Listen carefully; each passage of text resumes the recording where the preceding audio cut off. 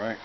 Today we're going to do a little work on a Celestian G12H 30 water. The date code says 1970. 71, something like that. Now look, there's a couple of things that we want to look at here. One, this is all original from 1970, so we don't want to recone it if we don't have to. Now, the owner brought it in and said, look, there's a crease along this edge and it's starting to buzz at certain frequencies, and just doesn't sound as good as it used to, and some notes actually will buzz fairly badly. So there was, right around here, right about at the apex of this fold here in the suspension, it starts to break down because that's where it's moving. When the suspension on the other side of it tightens up and something has to give, this is where it gives. This is where the vibrational energy is focused right up onto this, and it starts to break down. Now, I didn't know I was going to shoot this video first, so I've already done this. That's why you can't really see that. It's underneath this. You see this line here? This is a treatment that I put on here. See, here's some that hasn't dried yet. Now, first I treated this all the way, well, first I carefully cut the dust cap and I put the shims in for the alignment. Alright, we need to do that. Now, when I'm done with everything, I'll pull these shims out, I'll lay this dust cap in there, and I'll carefully reseal that with a small amount of glue. Anyway, this compound now, I've run it around here and I've reinforced this edge where it's broken down. And bear in mind, these Celestians originally, it's a doped edge. The paper cone goes all the way out and creates the suspension, but then it is doped. And you see, this is the original dope right up to here. And then you see this line here. This is where I've reinforced it. And I didn't come over this fold either. I've gone from here to here with as light as I could to reinforce and keep that edge from splitting around this way. Now, you'll also see, especially on the old guitar speakers where the cone is really dried out, and they have not, some of the paper cones, you don't dope the edge. Some of the old Jensens, some of the other ones, and you'll see cracks. These cracks will start to form here. You see, I've sealed that one, I've sealed that one. You carefully look and you see if you've got any cracks here. Now, on a doped edge, it's gonna last a lot longer, and these cracks, a lot of times when they happen, like this one here, I don't know if you can see this in the camera. I haven't coated over this, but sometimes you have to go to the back side and look in under there to see that the paper is actually cracking in underneath the original damping compound.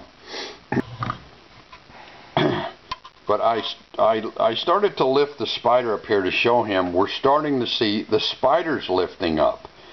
This glue, the glue itself gets corrupted with age, but also notice, if you can see this, the rust on the spider landing.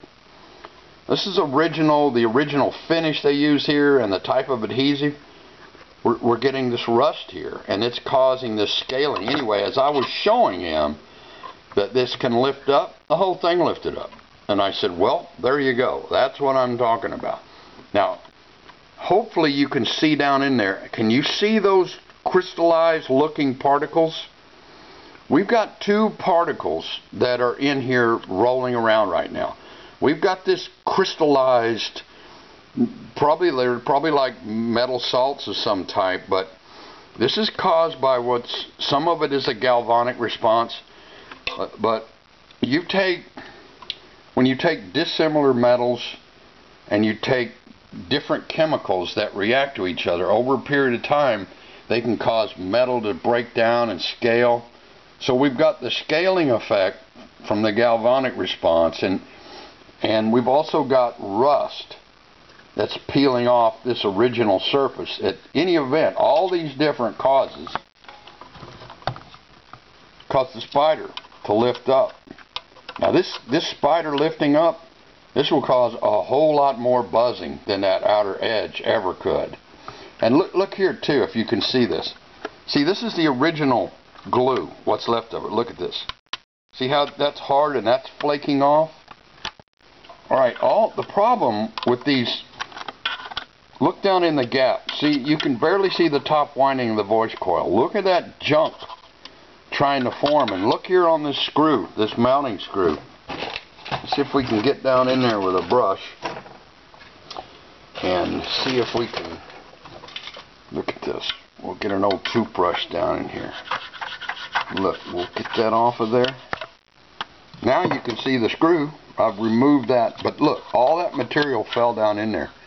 Now all that stuff is eventually going to work down into the gap.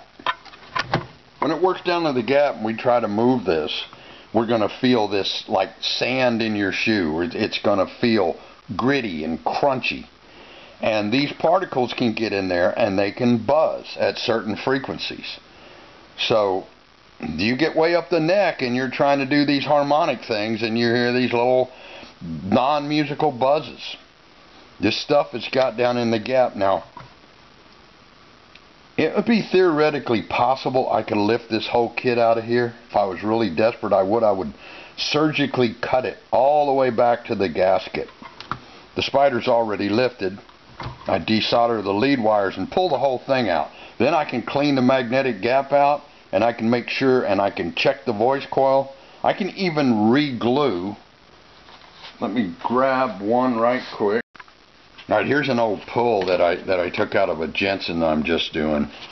And I should make a video on this one too. But if I were to lift this all out of here, then it would give me an opportunity to actually come in here and lay some new glue along this bead.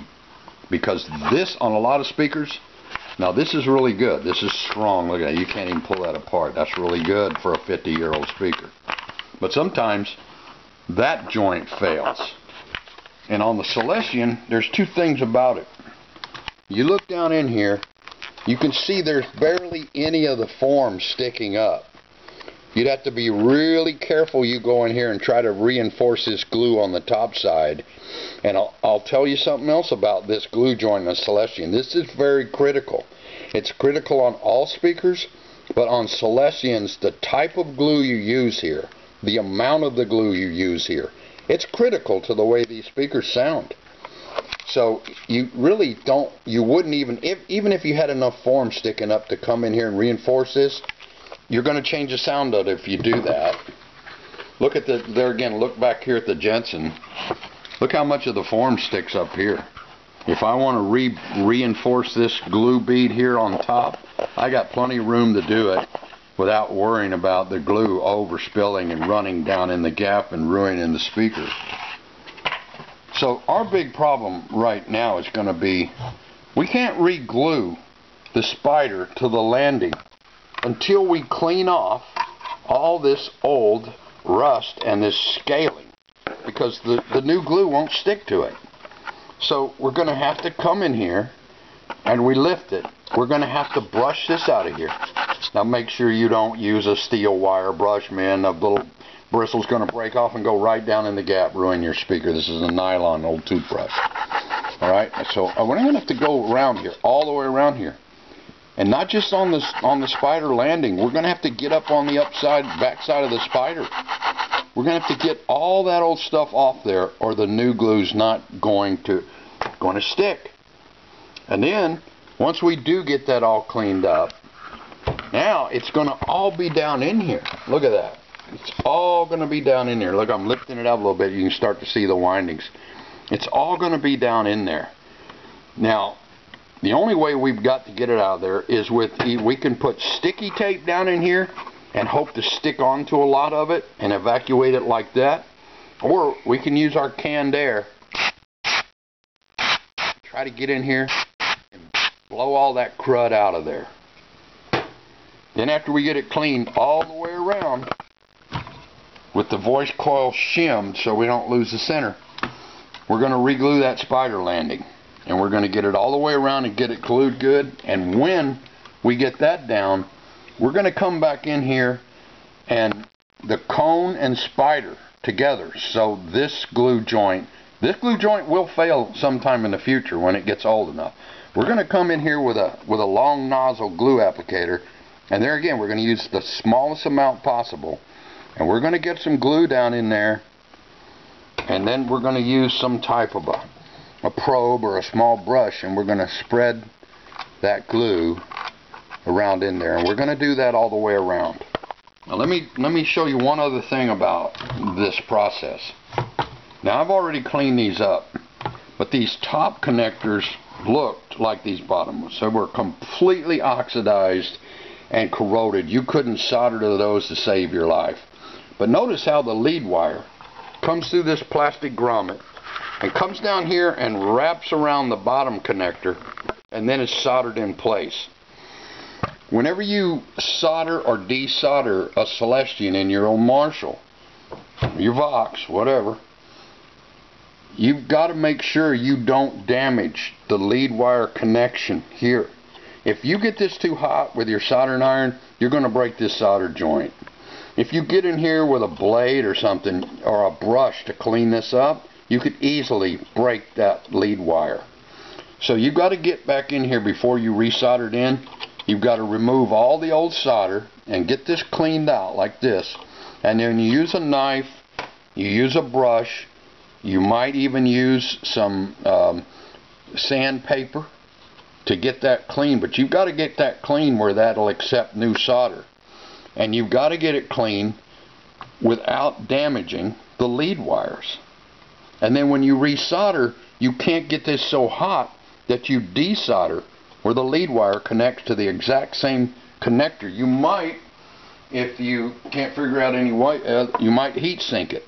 Like take an alligator clamp and clamp it on there to soak up some of that heat, so you or some other type of heat sink. But you got to be careful you don't damage that lead wire.